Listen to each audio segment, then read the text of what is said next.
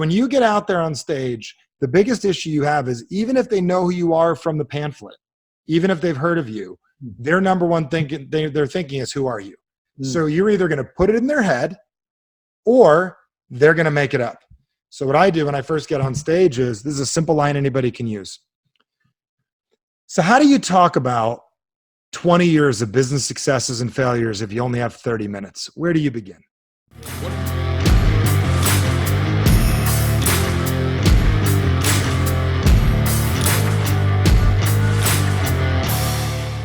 What is, everybody? It's your host again, Brad Blazer. I'm here on Beast Nation, and today I bring you somebody of interest. Now, I met this dude at a event where he was a speaker, I was a speaker. We were both sharing the stage, and this guy is what I call the real deal. As most of you out there know, I am the guy bringing you the knowledge. Call me Robin Hood, call me whatever the hell you want, but I am the guy that takes knowledge from those that have it, and I redistribute it from those that don't. This guy is the founder and president of a company out in Arizona called the Human Communications Institute. And he has actually created something called human interaction technology. I want to know more about that. But I am welcoming the one and only Mr. Michael Bernoff. Mike, welcome to the show, man. All right, Brad, I'm thrilled to be here, and I love it. Now, you mentioned HIT, and I figured we could talk about that. I'll be super excited. I do my homework, man. Like I said, I try to do my homework. I don't want to just get you on here and shoot the shit. I want to talk about stuff that's going to actually help people. Yeah, stuff that matters. Stuff that matters, absolutely. So give me some light. Give me some flavor on your background. You know, you're a speaker. You're a coach. Yep. I obviously have seen you on the stage. You're fantastic. Thank you. But how did you get in to the business of doing what the fuck you do? How did you start? I like it. Yeah, well put. So like anything in life and business, it was, I don't want to say an accident, but there's never a straight path.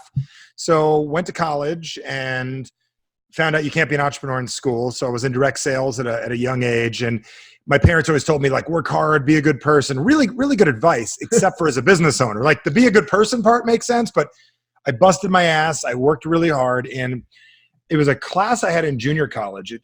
I got to find this professor. It changed my life. I'm going to say I selectively kind of failed out of ASU for a semester with my grades or like probation. And I went to a junior college. And it's funny, while I'm at junior college, they didn't let me in the business school at ASU, Arizona State. I took a business class and they gave a list of books and they said, read one of these. And there was Karl Marx, there was everything. And one of them was How to Win Friends and Influence People. I get the book and I read it and picture, 19 years old, single guy, going to college, how to influence people. Like, this is amazing. And I'm reading this and I'm like, oh my God, you could actually get better at things. So I realized that I could learn to get better. I found personal development, and for years I enhanced my business. I graduated from school, got a business going. And then after a while, I recognized, I'm like, wait a second, nobody's teaching this stuff to the masses. This is pre-Facebook, pre-Instagram, pre-everything. And I said, these are things I've understood my whole life. How do I help other people with this? So I just figured I dedicated my life to making a difference in other people's lives and teaching them things they didn't know that their parents never taught them. And we've made a large business out of it, changing the world of other people's lives. I love it. That's the short side of the story. I love it. So obviously the book of, changing people's lives and obviously influence people. You're 19 years old, you're reading the book. Did it help you influence the ladies? It got me to realize that you have to, in a conversation. Yeah, it got me to realize 100% that if you're talking with somebody, they matter to them more matter than you matter to them. So even just the simplicity of using somebody's name, like techniques of caring about other people, showing that it matters, and the idea that a human being can influence another person's decision. You can't manipulate them, but you can, if they ever wanted to do something, lean them in a direction. And in sales and business, it's huge. I love it. It's funny. I always tell people my grandfather taught me one thing that I live by. And that was, people will forget your name. They'll forget what the hell you do for a living, but they will never forget the way you make them feel. 100%. And you hit it right on. And I think that deserves a little bit of a roar right there. Now, well, talk to me a little bit about this thing called the human interaction technology that you've actually trademarked, which is your innovative teaching method. How does that work, and what's that all about? So I'm a big proponent of this. We have this company, we've got a building, we have a training center, and everything that we do is based on that your future hinges on your ability to effectively communicate. And what that really means is that everything you do comes down to your own influence. So what HIT is all about, it's the best of the best of human communication on how to influence yourself and the world around you to start getting what it is that you want. So for me, one of the biggest takeaways that I've recognized is most people, they don't recognize the power of their own influence and how much they have. So HIT is about how I communicate with you to impact your unconscious mind, how you feel in our relationship. Also, how you relate to everything else in your life, whether it's something you eat, to your past, to your communication. So like, part of communicating is you and I getting along, going out to dinner, meeting. I know we met in Napa, like getting along, hanging out. The other half of the communication is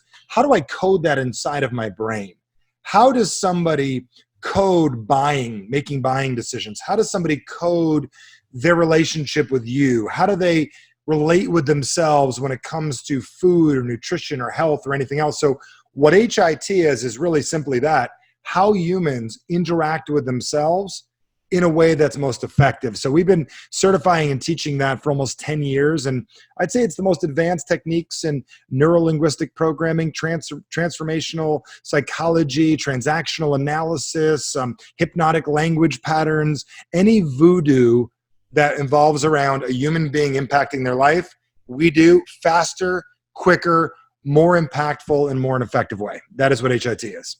Man, I'm going to have to give you a new name. We're going to call you the Yoda of human performance. I like it. That's the way we do it. I like it. Yoda. I'll take it. You got Yoda back there. Yep, Yoda. Yeah, I see it, man. You're getting inside my head. You're scaring me a little bit with this. You like being scared? Well, the psychology shit, getting in my mind. And, I always feel when I'm around salespeople, if they're really fucking good, it's like, man, you're using my mind against me. But, you and I know that good salespeople are the easiest people to sell, right? Are they using it against you, or are they bringing things to the forefront that are important to see? Well, I think a little bit of both. I think that they understand the psychology of selling, and they understand how to lead people, obviously, down a path with questions. And they understand how to isolate objections and do all those things that we teach in closing school and mega producer. Yep. But, one thing I think that's really important is you touched upon something there that I think I want to unpack a little bit. And that is the difference between external communication, which is what you and I are doing now, which is, we're talking to each other, we're buds, we've met before, we've shared beers, but there's also the internal communication that a lot of people overlook. And that really, to me, is the more important communication, because that's how you talk to yourself. Yep. And so talk to me a little bit about the communication strategies that you teach people. There's a couple of pieces of this puzzle. Let's not confuse anything. There's the self-talk, there's the Norman Vincent Peale, be nice to yourself. And then there's literal accepting the responsibility of your own language that you use to code what it is that you do. So I'm going to leave positive thinking and being kind to yourself and motivating yourself just over here for a minute.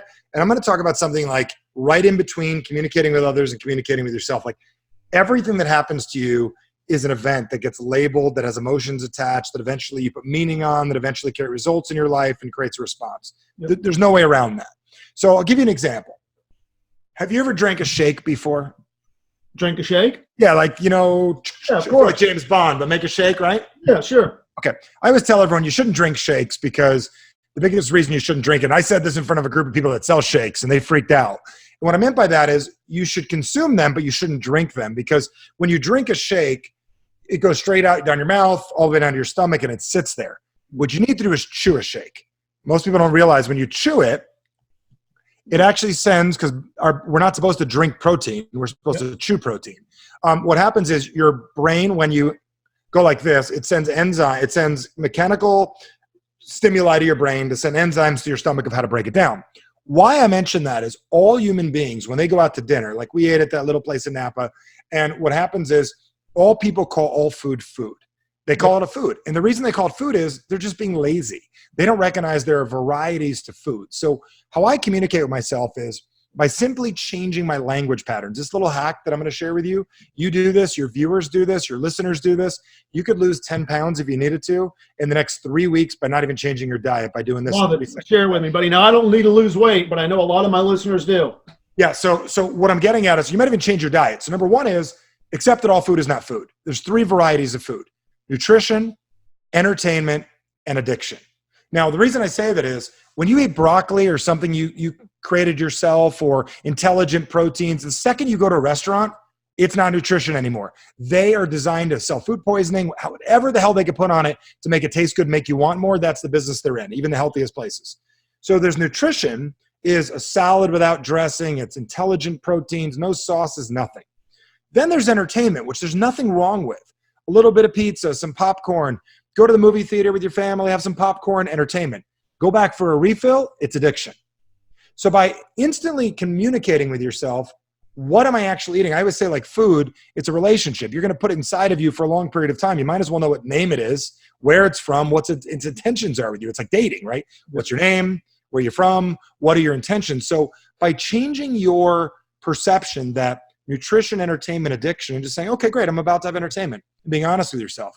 You know what? I'm going to eat the whole bag of Doritos. Addiction. By doing that, it changes the mentality of your brain. And then after a while, your brain's like, you know what? I've had entertainment for the last 2 days. I think it's time for some nutrition.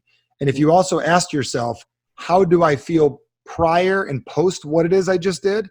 That little communication with you has the ability to change your neurology about what just happened. Because if you call it all food and you don't understand what just happened, you're an idiot. And that's what most people are. They're not intelligent because they're not using language to dominate things. So that is a simple twist that most people don't do with themselves.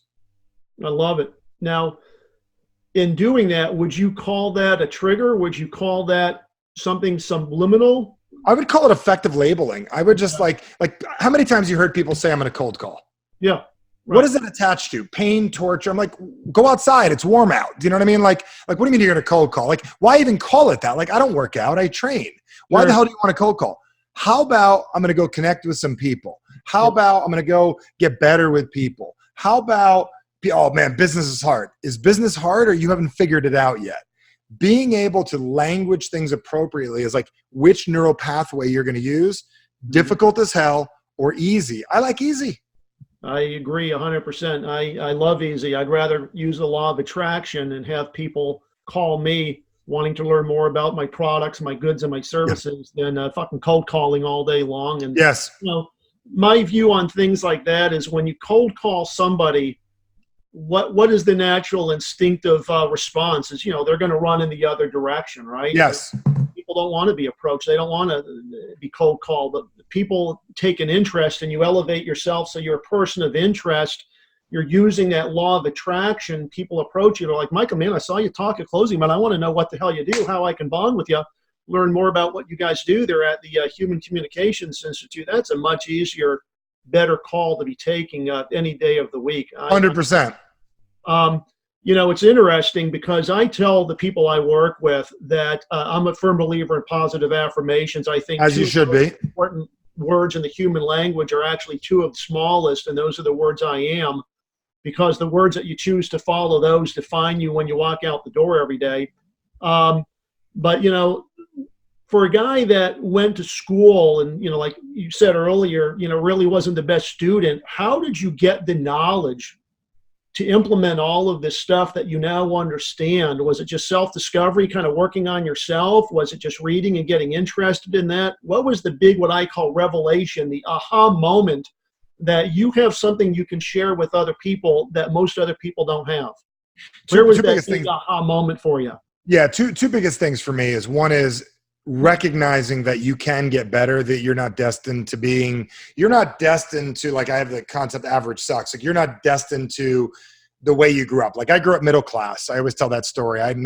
Steve Jobs wasn't my dad, and I didn't grow up homeless. I grew up in this, like, you don't know you have a problem if everyone around you is identical. It's like an alcoholic household. Like, if you grow up as an alcoholic, everyone's an alcoholic, right? So I grew up middle class, which means I had enough and I didn't need to do anything. You know what I'm saying? Like, I could survive.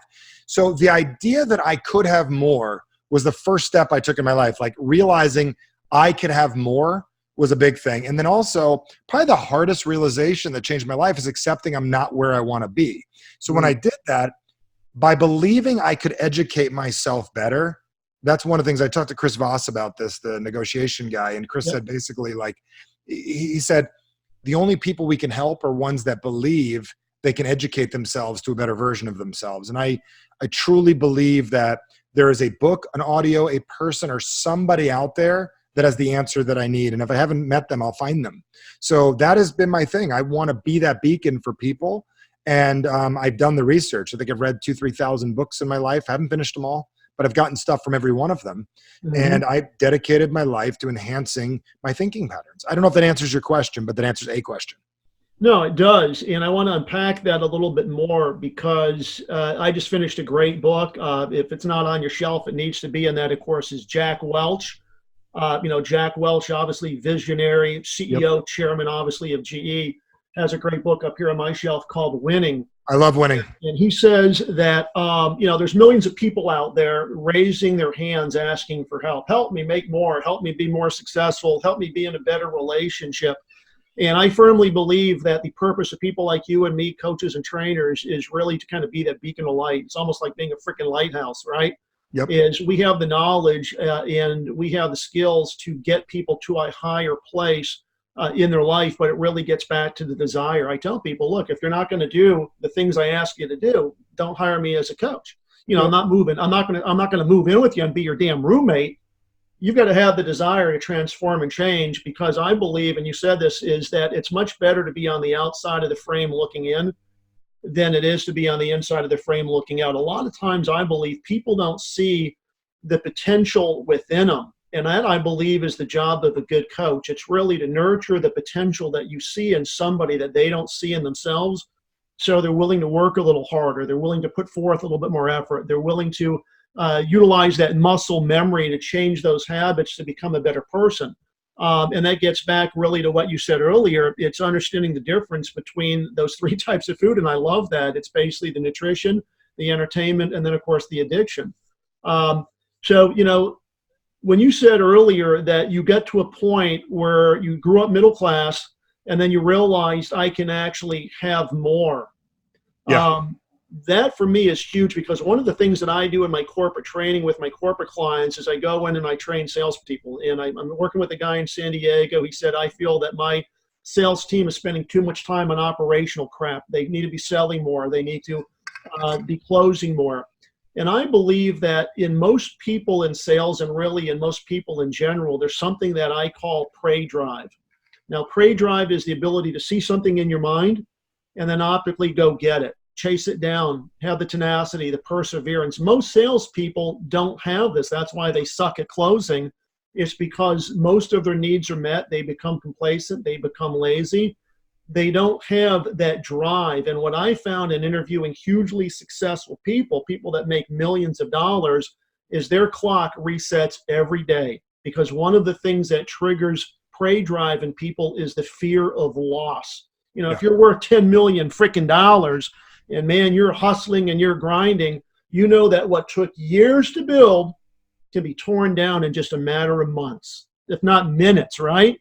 And so you're hustling every day because the fear of losing the lifestyle you've accumulated is there. It's live every day. And so every day when the clock strikes midnight, man, it resets to zero. And you wake up the next morning realizing, man, I got to go out there and I got to hustle.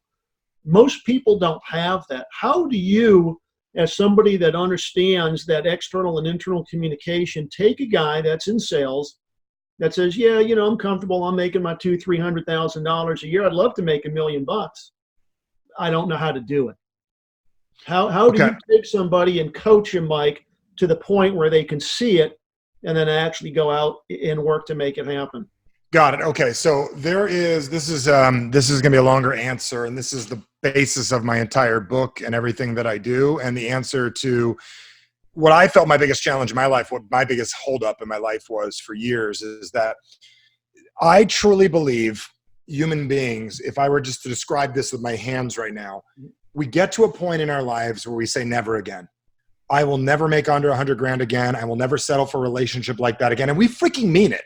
I will never overeat like that again. I will never drink again. And we're like, I will never be treated like that again. And we put this freaking wall behind us. And we're like, shoo, never again.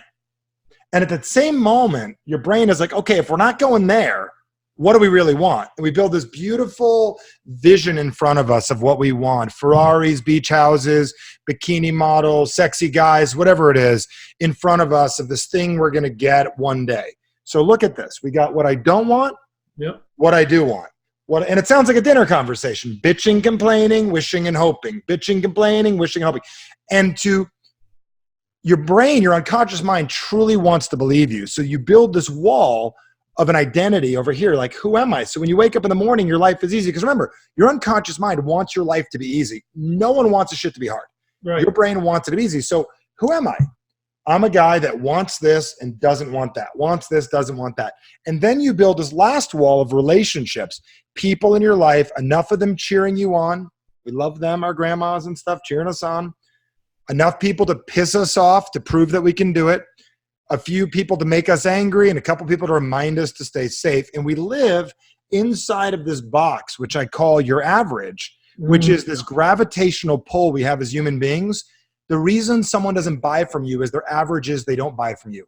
The reason you bench press 225 and not 265 is your average is 225. So this person's, Tony called it the thermometer back in the day, we have this gravitational pull to get back to where we were.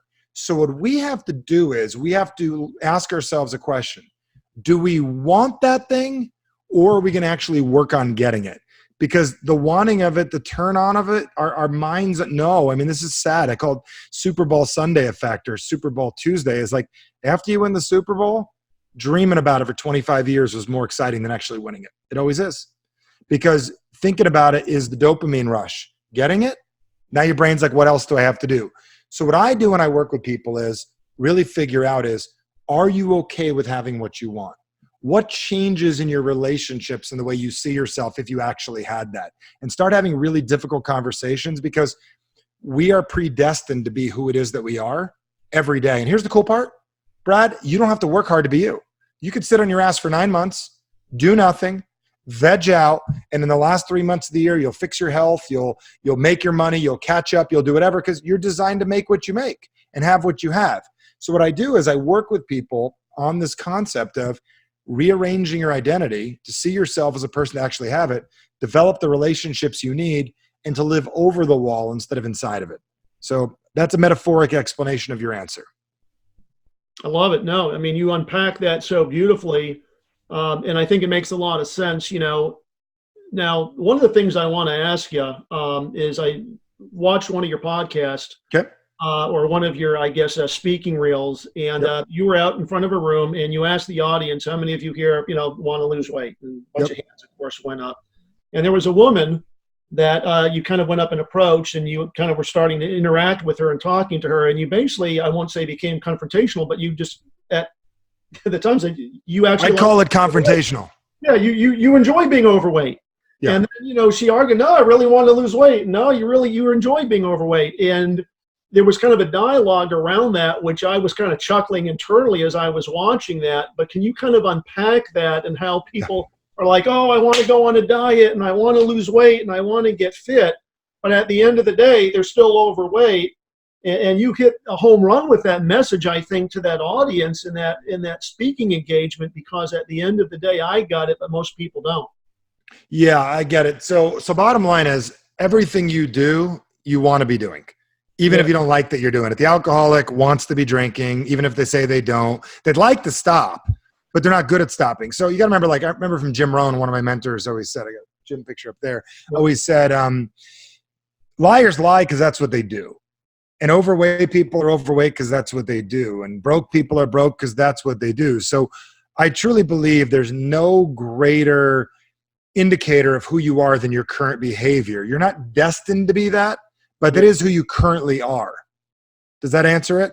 That's a great point. Absolutely. So to go from there is why I'm confrontational with it is I want to challenge their belief, how much they're willing to fight for it. So we are excited enough about wanting things versus changing things. And the reason is, I remember hearing this study years ago. It was this Montreal study. They hooked up like this guy to EKGs, and they like asked questions. Like they hooked them up, like talk about sex, talk about this, talk about your kids, talk about change. And they talked about change, and they had like all these sheets, like what the like little lines looked like. Change was identical to torture. So being waterboarded and physically changing a habit have the exact equal stimuli because it's the death of an identity. So let's just say a lady loses weight. She's skinny the next day. What are you going to bitch and complain about? What are you going to do all day? You've been bitching, complaining, and whining for 20 years. You're skinny tomorrow. Like, let's just say that you're one of your clients puts 10 million bucks in the bank tomorrow. What are they going to do all day? It's like, what are you going to do? It's so confusing. You're addicted to being a hustler. Yep. You're not addicted to being a guy that makes business easy for yourself. I love it. That's a great message. Great message. Now talk to me about some of the, I guess, products, you will, that you offer. You've got something called the Business Success GPS, another thing called the Rapid Presentation Mastery Program, Call to Action. Share with my listeners a little bit about what each of those products are. So if they want to seek you out, they kind of have some background on how you can help them. Yeah, I'd love that. And if this is out when my book's out, definitely check averagesucks.com. If this is released when my book is coming out ASAP, get a hold of that immediately. That's going to help you with what I just talked about. It's a necessity. Call to action is where it all begins. I always tell everyone it's easier for me to help you in business if you know how to take action. So what's nice about it is, like, I've been around the personal development industry forever. You and I got on a plane. We flew from our homes. We go to Napa. We drive we don't go to Napa. We drive from Oakland up or whatever it is for an hour. We can do that. Not everybody can. Call to Action is a program we developed almost 20 years ago. It's over the phone, and it's interactive, and it does one very specific thing. Guarantees you'll get more done in 5 days than you have in 5 months, introducing you to what motivates you, what gets you going, getting out of your comfort zone, and making your life work right. So how I was confrontational with that lady, you get myself and our team for 5 days, shaking you up from the comfort of your home, intimately, old school, on a phone. Do you know what I'm saying? Yep. Or a computer, you and I working together. And for a few $100, it's like the biggest no-brainer in the world for anyone, anybody watching this right now. You can check that out at callwithmichael.com. I think there's even a discount on there if it's something you want. Callwithmichael.com. I think it's like $600. It's down to like $300 or $400. It's a bargain. Biggest. I mean, I'm $25,000 for in that room downstairs. Spend 6 hours with me. This is a couple of bucks to work with me. Business Success GPS. We developed that a few years ago. It's just to keep you on track. So even when they're working with you and your client, or they're working with Welsh, they're working with this guy, that guy, you're just like, you're a gym owner, whatever it is you do. For a few bucks a month, I give you one little idea or two ideas that I think it's like $39 a month, and it comes with 60 hours of past material on little ideas to keep you focused that are guaranteed to put in about $3,000 to $10,000 a year at a minimum back into your pocket by just teaching you influence techniques, marketing ideas. And I get on really crazy people, like my friend that started Comic-Con. If you can interview a guy that started a movement and he taught step-by-step how he did it, it's in there. It's crazy. And the Presentation Master, if you present, it's how to literally break down presentations in a way that are not going to get you applause. What they are going to get you is results. And people are going to walk up to you and say, how do I get started? What do I do next? I like what you said. You moved me. Let's go change the world. If you want applause, go to Toastmasters. If you want to impact your business, Rapid Presentation Mastery. If you want to leave a crowd spellbound at a wedding, RPM is designed to do that. So in a matter of 30 seconds, you can walk into any room. Like that speech you heard me do, I've done stuff like that before, but I didn't plan that. I literally got up there, looked at the audience, used the RPM technique, crushed it. I was supposed to speak for 30 minutes. I spoke for almost 90 because they loved it. And that's what RPM does. So I'd love to, if you're interested in that, reach out. We can definitely help you with that. So RPM, is it more the words you choose to use, or is it a little bit of psychology in there to get the people to be led in a direction, or a little bit of both? So it's like 40 hours of stuff. Give big tip. If you only take this, don't even need to buy the product. So the first couple seconds you have are integral, right? Do you know what everyone asks you every morning, even your husband or wife, if you've been married for 50 years? Do you know the number one question that all human beings ask 24/7, 7 days a week? Do you know what it is?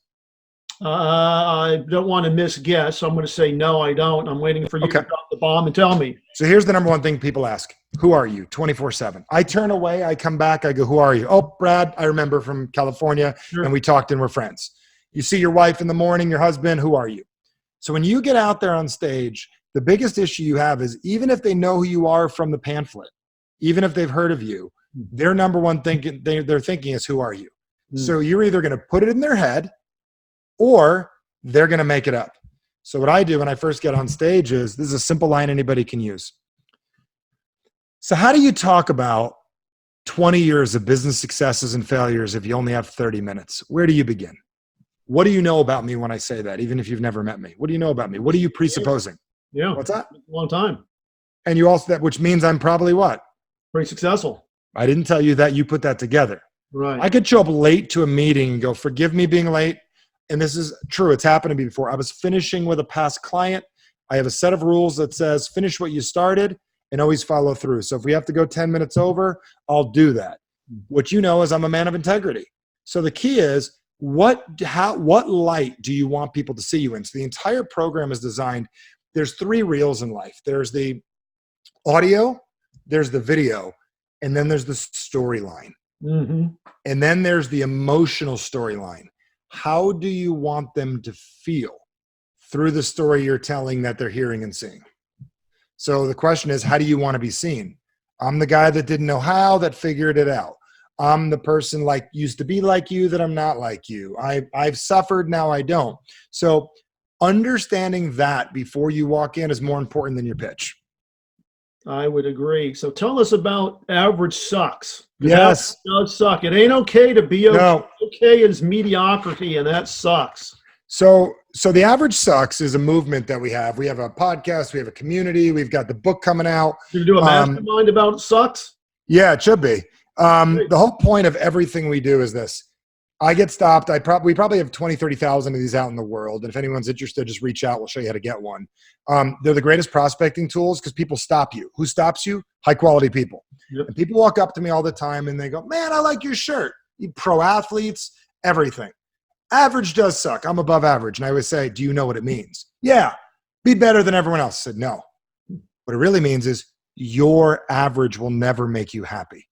Because if you only do your average, what you do regularly, you will always be miserable.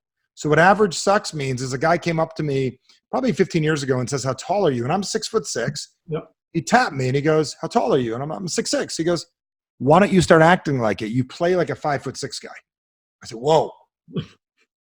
And I got it. And I recognized that day the importance of that conversation. Are you being all that you can be? Or are you being a piece of yourself? And if you're only being a piece of yourself, you're being average, and average sucks. Wow. So the book is about, it's not what you thought it was, is it?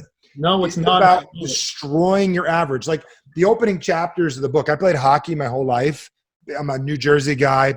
Grandpa's from Canada, played hockey, right? My whole life, I believe that I'm a big guy that hits people, that plays defense. And I convinced myself I don't score goals. 40 years old, playing in a men's league, still don't score goals. I'm capable. I know how to shoot the puck. I'm decent enough. And then I asked myself, like, what do goal scorers do? They put the puck behind the goalie. What am I doing? Shooting the puck. Wait a second. Why didn't I do what they do? It took me a shift or two. And now I average about 1 to 3 goals about 2 on average, every game I play. And the reason why I do that is because Michael Bernoff's identity now is a goal scorer. For years, it wasn't my identity. My old average sucks.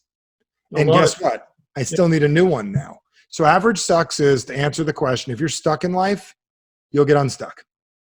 You know, I want to share with the listeners a great YouTube video that hits home. And it's one of the best videos. This really changed my life dramatically when I saw it. Have you ever seen Matthew McConaughey's Academy Awards acceptance speech? Where he Loved it. Loved it. You know, he's thanking 3 people. The first person, of course, is God, because he's a very spiritual person. The second, of course, was Camellia, his wife, and his family. And then he said, most people are not going to guess the third. He looks out to Brad Pitt, and he looks out to Jack Nicholson. He looks out to Tom Cruise, and he says, none of you get it. The third person I want to thank is myself, because every day as an actor, I get up and I want to be a better person, a better version of myself. And I said, God, man, I love that. And that hits home with average sucks. He doesn't want to be average. He wants to be the best freaking actor out there. which is why he's winning all these damn Academy Awards. And he's capable of it. And he's capable of it. And the thing that I love is that everybody's capable of it. It's just like you said, it's the internal communication you have to have with yourself. Do you want to be average? Or do you want to consistently be working on becoming a better version of yourself so that every day you're improving, you're transforming, you're making more money, you're in better relationships, you're not average, you know? And I use the analogy because I'm a big athlete, I'm a triathlete, is that every day I'm looking for a new PR. You know, if I go out tomorrow and I run 10 miles, the next day I want to go do 11. I'm constantly challenging myself. Love it. Getting on the bike every day, you know, and I go out and I'll do a 40-mile ride and I'll time myself. I got the GPS. Next time I go out, man, I want to do it a little bit faster, a little bit better. And it's just that message. It's always becoming a better version of yourself so that you're constantly moving yourself to a higher place. You're constantly elevating yourself in your career, your earnings, etc. Always being hungry. You know, that's something I learned from Bradley and Grant Cardone and some of these other great people that I've connected with and interviewed or met in person. So let me ask you the $1 million question. I can sense my people love you. You've dropped some great knowledge. You've taught everybody that average sucks and they don't want to be average. Most of my listeners are beasts. That's why they listen. How can people find you? Where do they need to go? You go to michaelbernoff.com, Facebook, Instagram, YouTube, find me. You can reach out. I was going to give everybody, if they're interested, you like this training, I'll give you another thing on how to create momentum in your life. Super powerful. You'd send a text to 480-800-8051. I'll repeat it, 480-800-8051. Text the word momentum, because that's really what it's about, is developing momentum. And then have the courage, man. I say this a lot. Like Stedman Graham, Oprah's guy, said this one statement once to me. We were out to dinner, and you know what he said? He said, it's crazy. He said, don't do what you did yesterday. You've already done that, and it's been done already. Do something more, do something different. So at the end of life, you can put your tombstone out, and this is my little term, that says all used up. So I'm just telling you, live your life, do your thing, and reach out if you're serious. Pick up one of those programs you mentioned. Start with call to action. Text me. Get the book. But you're not here by accident. You know, you didn't show up, meet Brad by accident. I'm excited to help. And if in any way I can help you get what you want and remove some of the things in your life that could be holding you back, that's my purpose on earth. Now, the book, when is that out? Is that out in a couple 25th weeks? of February. So I don't know when this goes, but 25th of February. That book is Amazon.com. You'll be able to find it at airports. It's going to be all over the place. Wonderful. I love it. I love it. Can they pre-order the book on your website? I think you can pre-order the Kindle, the physical book, the hard copy. We put a lot into the hard copy. So the answer is no. And I think the publisher has us doing that for a reason. Yeah. So, exactly. yeah. So put a thing in your calendar to wake up in the morning on the 25th to be one of the first people to get the book, and get a few copies too, because it's a great thing it's a marketing piece, and it's something to talk about with those you care about, because nobody wants average friends. I'd get 3 or 4 copies, because you could then hand it to someone and go, hey dude, let's do this together. Yep. Because being average sucks. I love it. If you're going to grow, you better hope they grow. If not, you're going to outgrow them. There you go. There you go. Well, Mike, you've been a great guest. You've shared a lot of great content. You definitely deserve multiple roars on this one. It's been great, and look forward to seeing you again. I think you and I are going to be at War Room here in a couple months, out in April. Vegas. You can do about 700-800 people, transforming lives and bringing some great knowledge to everybody. I love it. Thank you so much for being on Beast Nation today. Thanks for having me. Appreciate it.